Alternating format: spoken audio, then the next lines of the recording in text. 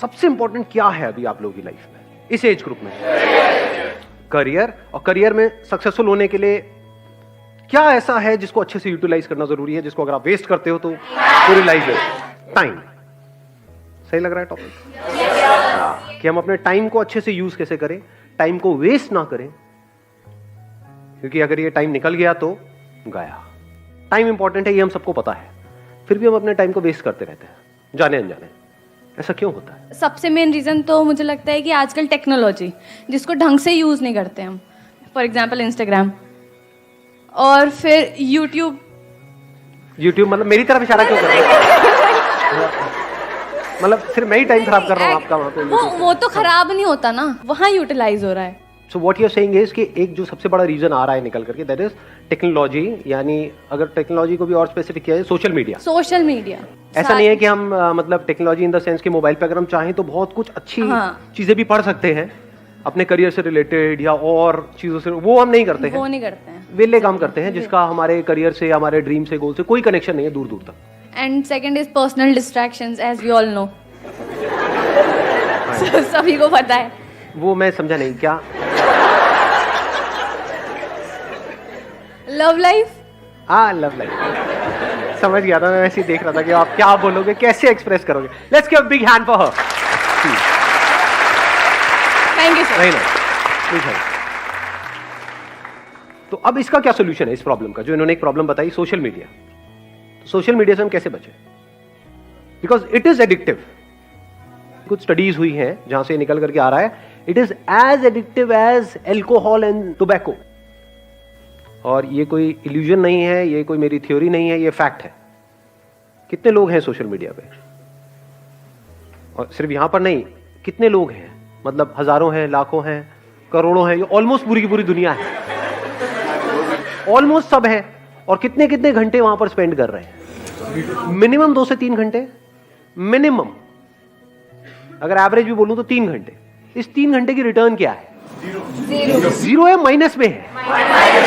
इस सच को देख पा रहे हो? क्यों मैं ये कह रहा हूं माइनस में है? जीरो होती तब भी कोई दिक्कत नहीं थी, मतलब जीरो का मतलब हो गया न्यूट्रल, ना कुछ आया ना गया। यहां पे आया कुछ भी नहीं, जा रहा है बहुत तेजी से। सिर्फ टाइम नहीं जा रहा है, और क्या जा रहा है साथ में? एनर्जी जा रही है। देख पा रहे हो? इसको यूज करने के बाद में 4-5 घंटे बाद क्या होता है? बहुत एनर्जी आ जाती है अंदर से, या थक जाते हो? आंखें थक जाती है या आंखों में एकदम एनर्जाइज हो जाती है? थक जाती है, बॉडी थक जाती है, हाथ यहां पे थक जाते हैं, नेक थक जाती है, बैक थक जाती है, दर्द होने लग जाता है, बॉडी स्टिफ हो जाती है। तो माइनस में है इसकी रिटर्न।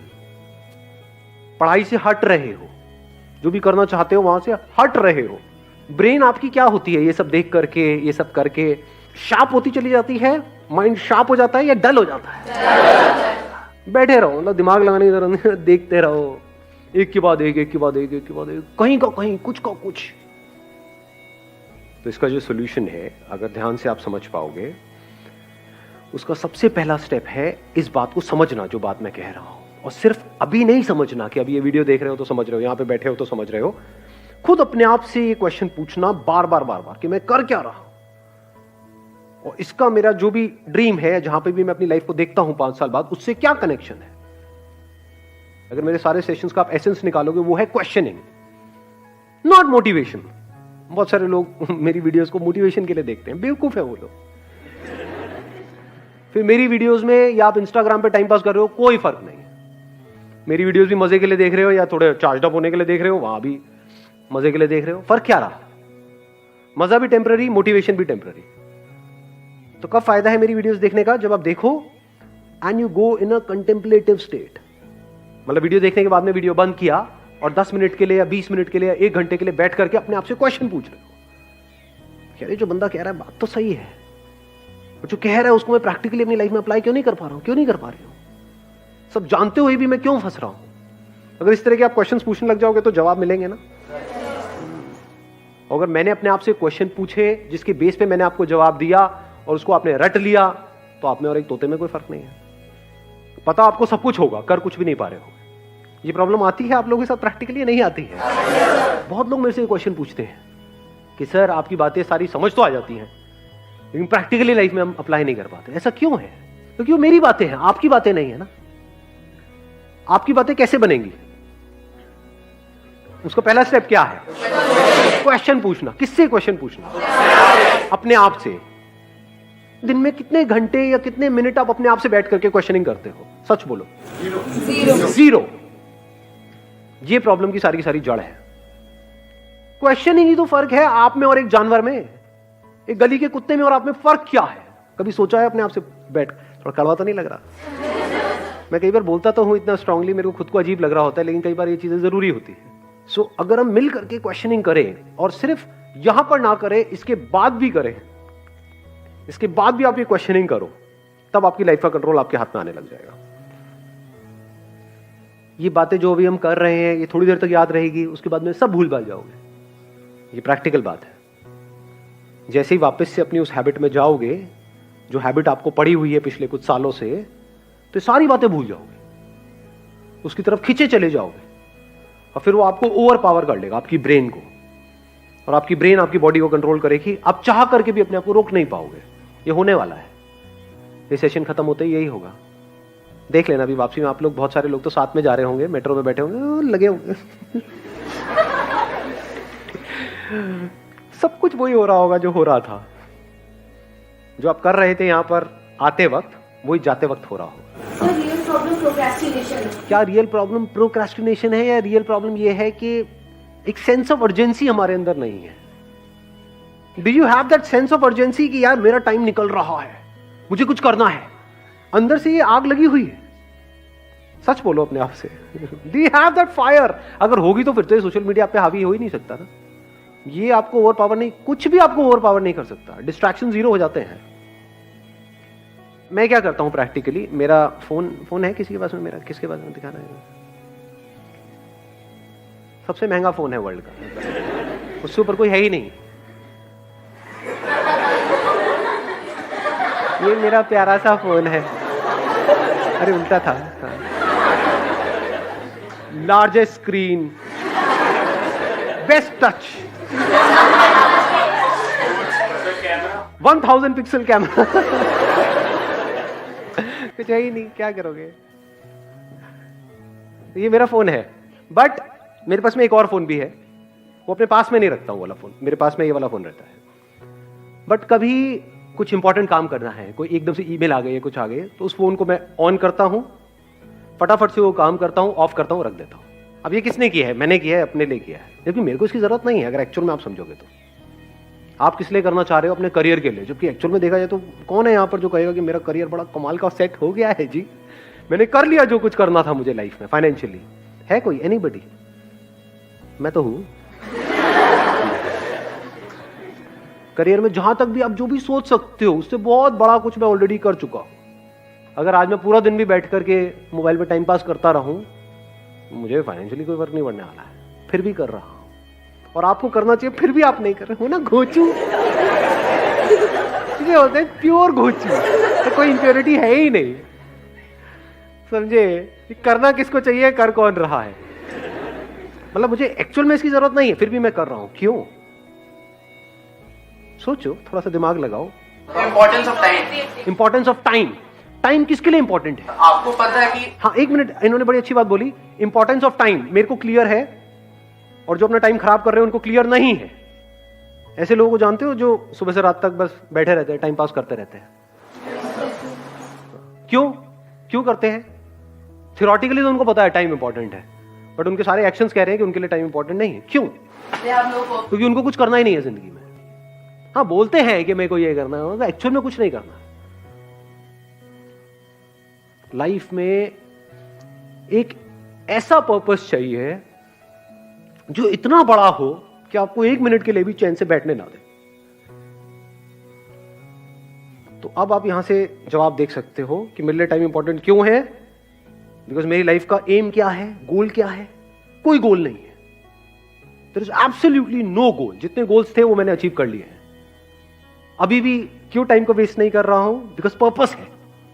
वो पर्पस क्या है कि इस इंसान होने का जो मतलब है, यानी I got this body, I got this brain, mind, this way of thinking, intellect, ये सब है ना, ये मेरे पास में है ना। इसकी जो हाईएस्ट पॉसिबिलिटी है उसको अचीव करना है मुझे। सर ये जो आपके क्वेश्चंस और ये सारी जो चीज़ें हैं, मतलब कि आप बढ़ चुके हैं आगे from financial freedom, you have achieved the financial freedom, उसके बाद आप ये सब सोच पा रहे हैं। सो सबसे पहले तो हम लोग को फाइनेंशियली पहले फ्री और ये सारी चीज़ें जब हम लोग के दिमाग से हटेंगी तभी तो फिर हम लोग ये सारी स्पिरिचुअलिज्म पर सोच पाएंगे सर। अब आपने एक बड़ा अच्छा क्वेश्चन पूछा है कि भाई कि ये सारी बातें जो मैं कर रहा हूँ, ये स्पिरिचुअल बातें हैं, ये तो बातें तब है ना जब पेट भरा हुआ हो, जब हमारे पास में पैसा आ जाए, जब हमारे पास में उससे ज्यादा हो जितना हमको चाहिए, तब ये सारी बातें काम की है। नहीं, अगर आपका पर्पस हो जाता है ये जिसकी मैं बात कर रहा हूं कि जो भी ये इंस्ट्रूमेंट मेरे पास में है इसकी हाईएस्ट पॉसिबिलिटी को अचीव करना, तो क्या फाइनेंशियल फ्रीडम, फाइनेंशियली इंडिपेंडेंट होना इसका पार्ट है या नहीं है? It is one of the part. It is the most important part. So इस पर्पस में ये भी आ गया। ये कह लो ये पर्पस एक ऐसा है जो सीढ़ियां आप आगे ऊपर चढ़ते चले जा रहे हो जिसका एंड है ही नहीं, उसकी पहली सीढ़ी यही है। If you are not financially free, if you are working for money, तब तो पूरे दिन सुबह से रात तक you are just working for money. तो पूरी जिंदगी क्या किया? पैसे के लिए काम किया, पैसे के लिए जिए, पैसे के लिए मरे, तो अपने पे तो काम कभी किया ही नहीं। तो इसको अलग मत करो, यही हमारी सबकी प्रॉब्लम है। अभी हुआ क्या है, जिस तरह का हमारा एजुकेशन सिस्टम है, हमने इन दो चीजों को अलग अलग कर दिया है। यानी spirituality is nothing but understanding of life, understanding of how your brain works, how your body works. It is not the last step. यही प्रॉब्लम हुई है। अभी आप लोग क्या सोचते हो कि अभी हमारी एज है 18-19 साल, अभी क्या जरूरत है? कि पैर कब्र में लटके पड़े होंगे, 70 साल के हुए पड़े हैं, सुनाई दे नहीं रहा है, तब आगे कुछ चल रहा। हाँ क्या बोल रहे हो? अरे क्या खत्म हो गया क्या? देखा ऐसे लोगों बैठे हुए, समझ आ रहा है उनको कुछ ना जी? तो understanding of life, understanding of yourself, understanding of your body, your mind, your intellect, understanding of how things work, हर चीज को बारीकी से समझ लेना कि अगर मैं ये काम कर रहा हूं तो इसकी वजह से क्या होने वाला है अगले 5 साल बाद। जो मैं बनने की सोच रहा हूं, वो जो लोग बन चुके हैं, क्या उनकी लाइफ बहुत कमाल की है? उनकी जिंदगी अगर झंड है तो मैं ये काम क्यों कर रहा हूं? मैं अपने 5 साल क्यों खराब करने वाला हूं? वहां पे दिमाग लगाना इंपॉर्टेंट है कि मैं एक्चुअल में फाइनेंशियली फ्री कैसे हूं। फाइनेंशियल फ्रीडम का मतलब क्या है कि आने वाले 10 साल बाद मैं फाइनेंशियली फ्री हो जाऊंगा या हो जाऊंगी, उसके बाद जिंदगी में कभी भी मैं पैसे के लिए काम नहीं करूंगा। ये हमारा गोल होता है, या होता है कि बस किसी तरीके से मेरे पास में इतना पैसा आ जाए कि वहां से ये हो जाए, उसके आगे हम सोचते ही नहीं है। बहुत छोटा सोचते हैं। बहुत छोटा सोचते हैं। मतलब उसमें एनर्जी कहां है, उसमें जान कहां है, उसमें पावर कहां है? तो जब गोल बनाना ही है इस एज में, तो ढंग का बनाओ ना। ढंग का गोल का मतलब क्या है ढंग का गोल? मैं कुछ ऐसा कर रहा हूँ 10 साल बाद जो कोई करने की सपने में भी नहीं सोच सकता है। एनर्जी आई गोल से या नहीं है? मजा आ रहा है गोल सुनने में? नहीं आ रहा है। तो जब ऐसे हम गोल सेट करते हैं तो एक तो नंबर 1 एनर्जी आ जाती है, और नंबर 2 अब आप टाइम वेस्ट कर ही नहीं सकते, क्योंकि आपका गोल औरों के गोल से बहुत बड़ा है। गोल छोटा मोटा हो तो you can afford to waste time, you can afford to kill your time. अगर गोल बड़ा हो तो नॉट पॉसिबल जी, टाइम ही नहीं है। अब तो दिन में 1-1 मिनट इंपॉर्टेंट है। सर जो जॉब कर रहा है वो फाइनेंशियली फ्री कैसे होगा? क्यों नहीं हो सकता? अब ये भी एक बहुत बड़ा मिथ है कि जो जॉब कर रहे हो वो फाइनेंशियली फ्री कैसे होगा। सुंदर पिचाई का नाम सुना है आपने? कितना कमाते हैं वो? 350 करोड़। 350 करोड़ पर मंथ या पर ईयर? जो भी है, कम नहीं है। 350 करोड़ कम होता है क्या? बहुत ज्यादा होता है। तो जॉब और बिजनेस बीच में कहां से आ गया? फाइनेंशियल फ्रीडम का मतलब अच्छे से समझ लो, मतलब आपको पैसे के बारे में ना सोचना पड़े। आप ये चीजें उनको बताओगे कि मेरा गोल ये है कि मैं बस पैसे वैसे नहीं कमाना चाहता, एक टाइम पे फ्री होना चाहता हूँ, मतलब हम उनको बोले कि हमारे लिए पैसा इतना मैटर नहीं करता। क्यों नहीं करता? पैसा तो मैटर करता है। अरे यार ऐसे मत करो ना आप लोग, मतलब कैसे समझाऊं मैं आप लोगों को, मुझे समझ नहीं आता है। अरे पैसा बहुत मैटर करता है। फाइनेंशियल फ्रीडम का मतलब क्या है कि आपके पास में बहुत पैसा है, तभी तो आप पैसे से फ्री हुए। आप एक काम कर रहे हो जहां पे आप महीने का 20,000 रुपए कमा रहे हो और आपके घर का रेंट है 25,000 रुपए, तो फाइनेंशियल फ्रीडम टट्टू।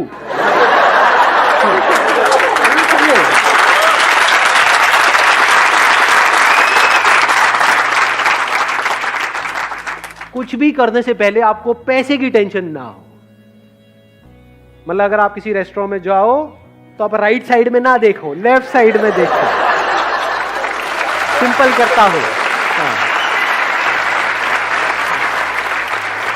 250 रुपए, 180, 170, 5 रुपए भैया पापड़ नहीं, पापड़ नहीं। कभी भूल के भी ये मत समझ लेना पैसा इज नॉट इंपॉर्टेंट। अगर पैसा नहीं है आपके पास में तो ये सारी बातें जो मैं कर रहा हूं वो सब बेकार है। मैं क्या कह रहा हूं, गोल सेट करना ही है तो ढंग का गोल सेट करो ना। Discover the highest possibility, the highest potential of this. मैंने दिस तो कर दिया, मेरा मत डिस्कवर करने लगा। बैठ करके मेरे को देख रहे हो, सर ने कहा था दिस। सर आप कितने अच्छे हो, आप कितना अच्छा बोलते हो, सर आई लव यू, ये वो ऐसे फुद्दू काम नहीं करते। दिस मतलब this to achieve the highest possibility of this. ये पर्पस कभी भी अचीव नहीं होने वाला है, लेकिन मजा बड़ा आने वाला है। लास्ट मोमेंट भी जब होगा ना, मतलब ऐसा अंदर से पर्सनालिटी ऐसी बनती चली जाती है कि अगर एक्चुअल में आपको पता है कि हाँ मौत सामने खड़ी है और अब कुछ नहीं हो सकता है। एक बिल्डिंग में हो, पता है भूचाल आ रहा है, अब जब तक बाहर जाएंगे तब तक तो कांड ही हो जाएगा। बैठ करके देख रहे हो सब कुछ हिल रहा है, मरने वाले हैं, मरो, उसको भी देख रहे हो। So that is part of this purpose. Not just life, even death is the part of this purpose to discover the highest possibility of it.